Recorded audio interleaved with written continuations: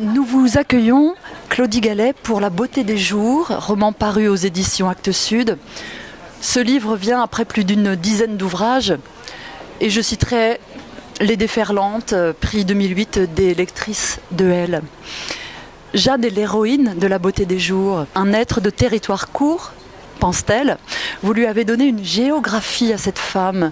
Pouvez-vous nous dire quelle est cette géographie ? Jeanne, il me fallait pour la camper une ville de province très simple. Donc on est entre Lyon et Grenoble, une petite ville tranquille à côté d'un quai de gare. Donc ça c'est important. Elle a les rails, les trains qui passent devant chez elle tous les jours. Et puis son lieu de naissance qui est très important aussi. Cette campagne très profonde qui est à peu près à 7-8 km de là et où elle va et d'où elle vient aussi. Jeanne, c'est une vie ordinaire, balisée, voire bornée. Pourquoi le choix d'un tel personnage ? Je voulais montrer comment une femme toute simple, qui n'a pas une grande histoire, a pourtant à l'intérieur d'elle des tas de petites histoires. Elle est toute banale, cette Jeanne. Elle est très sage, elle est mariée, elle a 2 filles merveilleuses. Il n'y a pas de problème dans sa vie. J'avais envie de ça, d'une femme simple, traversée par énormément de choses, qui s'invente sa vie, Jeanne, elle fait de sa vie une œuvre d'art. Elle fait de sa vie de la poésie. Quand elle regarde le renard qui est au fond du jardin et qu'elle le voit passer, cette boule de feu orange, mais elle ne fait pas que le suivre des yeux, elle le transforme. Elle fait de sa vie de la poésie. C'est ça qui m'intéressait.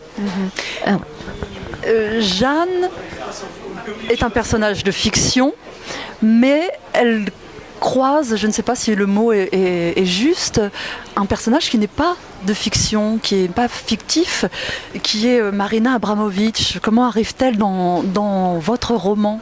Alors déjà, si je peux me permettre, je dirais que Jeanne, quand on dit est un personnage de fiction, oui, elle n'existe pas en tant que Jeanne. Il n'y a aucune Jeanne sur Terre qui ressemble vraiment à la Jeanne de mon roman. Mais Jeanne, c'est tellement les femmes qu'on rencontre. C'est une femme de 43 ans qui ressemble à énormément de femmes. Et j'ai du mal avec ce mot fiction. Pour moi, elle est vraiment vraie.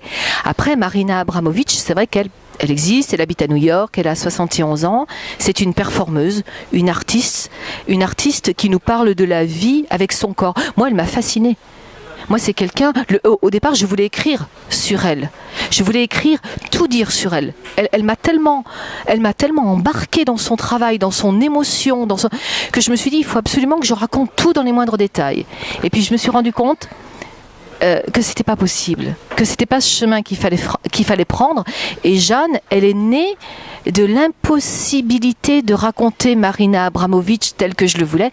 Il fallait prendre un autre chemin. Il fallait créer Jeanne qui admire, Jeanne qui pour se sortir de cette vie quotidienne a besoin de lever le regard. Mais c'est quelqu'un d'extraordinaire, Marina Abramović. Là, j'en donne l'écume, mais quand on s'intéresse à elle, qu'on va regarder ce qu'elle a fait sur Internet, on voit d'abord des choses qui peuvent paraître choquantes parce qu'elle provoque. Elle provoque. Autant Jeanne est dans la retenue, autant Abramović est une provocatrice. Mais elle a fait des choses infiniment poétiques. Alors, donc, c'est le parcours de Jeanne et Marina Abramović, mais Jeanne aussi est amoureuse. C'est un grand moment de sa vie. Elle est un tournant peut-être. On ne sait pas si elle va le prendre, ce tournant. En tout cas, c'est des retrouvailles avec ses émotions de femme, avec son corps, avec ses désirs. Elle retrouve par hasard, parce qu'elle suit, pour s'amuser un peu, pour casser l'ennui du quotidien, elle suit des gens dans la rue et un jour, en suivant, il arrive ce qui doit arriver. Elle retrouve un homme qu'elle a aimé il y a longtemps.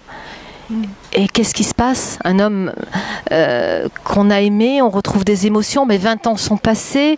Et puis il y a Rémi qui est là, il y a les filles, il y a tout ce... il y a toute cette galerie de personnes. Jeanne n'est pas quelqu'un de seul, elle est entourée d'énormément de monde et des gens qui l'aiment et qu'elle aime. Il y a des relations très très fortes qui se nouent avec tous ces gens. Et tout d'un coup, ce Martin qui arrive là et qui va chambouler tout ça et qui va renverser ce quotidien et qui va renverser les habitudes et qui va, je répète, la réveiller. Qu'est-ce qu'on fait de ce choix? Est-ce qu'on part? Est-ce qu'on reste? Est-ce qu'on aime à nouveau? Qu'est-ce que c'est cet amour qui arrive, qui surgit? C'est ça les questions. Vous écrivez les petites choses. Un de vos personnages dit tous les jours, des petites choses sont sous mes yeux. Est-ce que c'est une matière première pour vous, en tant qu'auteur, les petites choses? Depuis toujours, j'écris plus au ras de la vie. Hein, je pense que j'écris au vif, au sensible, au sensuel de la vie. Et Jeanne, elle fait ça. Jeanne, quand on la regarde vivre, elle est comme ça, j'allais dire, au râpé de la vie, au râpé, à tout ce qu'elle ressent, à tout ce qu'elle sent, mais elle voit au-delà. Et la force de Jeanne, c'est ça. C'est ce qu'elle fait, ce que je fais un peu avec l'écriture, c'est qu'en partant d'un quotidien et de ce vif des choses, arriver à voir au-delà et à transformer ce qui peut paraître tellement banal, et le transformer et en faire la lumière. Elle est lumineuse, Jeanne, parce que justement elle ne s'apitoie pas sur son sort de femme simple, de mère, de famille, de postière. Elle travaille à la poste, il n'y a rien de miraculeux. Et pourtant, j'allais dire dans les mains de Jeanne, mais dans les yeux de Jeanne, ça se transforme. Et puis il y a de l'enfance aussi. Vous écrivez, c'est l'enfance qui fait racine. On va retrouver avec une grande finesse et délicatesse de l'enfance de Jeanne. Elle va, au fil du livre, se comprendre peut-être un peu mieux. Délicatesse et rudesse. Il y a une relation avec le père qui est... Il faut comprendre, Jeanne porte une culpabilité. Elle porte la relation avec son père. Et toute sa vie, cette fille aura cherché le chemin sinueux pour arriver au regard de son père, pour arriver à la tendresse de son père. Et ce qu'est Jeanne aujourd'hui, ses impossibilités, ça vient de là.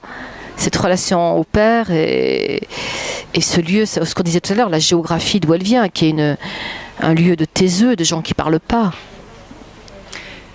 Que dit le titre de votre roman, La beauté des jours ? C'est ce qu'on disait, c'est savoir regarder le quotidien, l'aimer, c'est savoir regarder au-delà au-delà au-delà de ce qui peut paraître de simples apparences, au-delà de ce qui peut paraître de l'ennui, c'est ça, cette beauté, cette poésie qu'on a. Oui, parce qu'il y a de la magie aussi et de la poésie dans le livre. La magie est présente.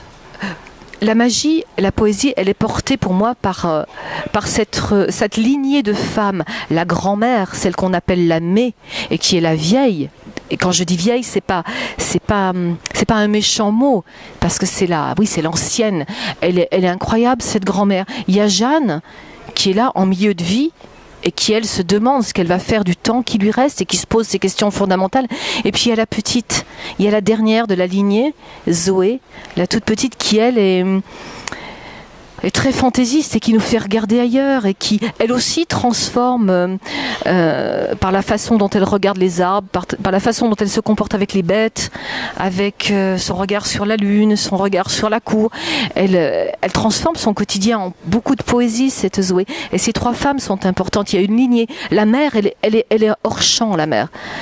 Le père, n'en parlons pas, et il y a la copine, il ne faut pas oublier Suzanne. Il y a aussi une copine, la meilleure copine. Elle est importante, elle, dans l'histoire. Oui, parce qu'il y a aussi peut-être une réflexion sur le couple dans votre livre, ou sur l'amour. Oui, la vie à deux, tracer sa vie à deux et la tenir jusqu'au bout en respectant la liberté de l'autre. C'est un peu tout ça, le sujet, ne pas s'effacer. Il y a des scènes... Rémi, le mari de Jeanne, est merveilleux. C'est un homme infiniment doux, infiniment aimant. Il aime énormément Jeanne.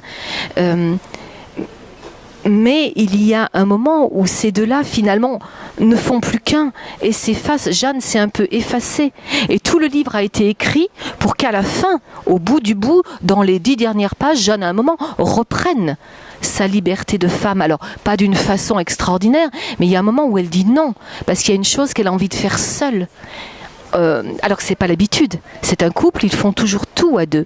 Ils vont toujours en vacances au même endroit à deux. Leur week-end, c'est toujours ensemble, c'est toujours lié. C'est un couple vraiment très très fusionnel. Mais il y a un moment où Jeanne a besoin aussi de faire des choses seule. Et le livre, il fallait ça, qu'à la fin, elle reprenne sa liberté. Pour terminer cet entretien, quel livre ou quel auteur aimeriez-vous partager avec vos lecteurs ? Eh bien, le dernier livre que je viens de lire, c'est un roman de Richard Colas. Richard Colas, il habite à Tokyo, au Japon, depuis une vingtaine d'années. Et il a écrit plusieurs livres, dont le dernier qui s'appelle de mémoire Le Pavillon du thé. Le Pavillon du thé. Et c'est un hymne au Japon, c'est un hymne à la cérémonie du thé. Il y a une histoire d'amour avec une japonaise qui disparaît. Il y a toute une intrigue qui se suit. Et si on aime j'allais dire, si on boit du thé, ne serait-ce que ça, si on boit du thé, il nous emmène dans une histoire absolument fabuleuse. J'étais sous le charme de l'écriture et de l'histoire. Merci beaucoup, Claudie Gallet. Merci à vous.